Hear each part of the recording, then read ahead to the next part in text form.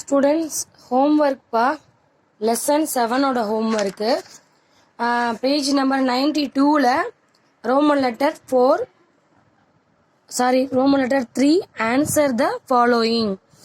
So what is a kite layer? First கொஸ்டினோட answer வந்து page number 84, second கொஸ்டினோட answer வந்து பேஜ் நம்பர் 84, தேர்ட் கொஸ்டினோட ஆன்சர் பேஜ் நம்பர் 88, ஃபோர்த் கொஸ்டினோட answer page number 88, fifth கொஸ்டினோட answer page number 91. First question answer வந்து page number 84 எடுத்துக்கோங்க.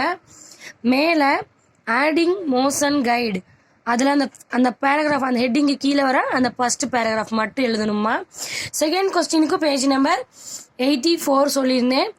Inserting motion guide அந்த ஹெட்டிங் போட்டிருக்காங்கல்ல, அந்த ஹெட்டிங்கில் ஆரம்பித்து அந்த ஹெட்டிங் முடிகிற வரைக்கும்.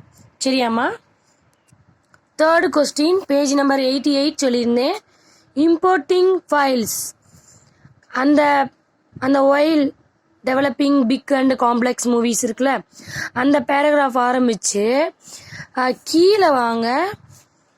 எக்ஸ்போர்ட்டிங் ஃபைல்ஸ் அந்த பேராகிராஃபில் அதோட டு எக்ஸ்போர்ட் ஃபைல் அந்த பேராகிராஃப் முடியுதுலம்மா, அந்த பேராகிராஃப் முடிகிற வரைக்கும் எழுதணும். எதுக்காக இதை என்னது சின்ன கொஸ்டினுக்கு இவ்வளோ ஆன்சர்ஸ் வருதுன்னா, இதில் ஃபோர்த் கொஸ்டினும் கவர் ஆகும்மா. இதில் வந்து ரெண்டுக்கும் உள்ள இது கேட்டிருக்காங்க, கம்பேரிசன் கேட்டிருக்காங்கப்பா.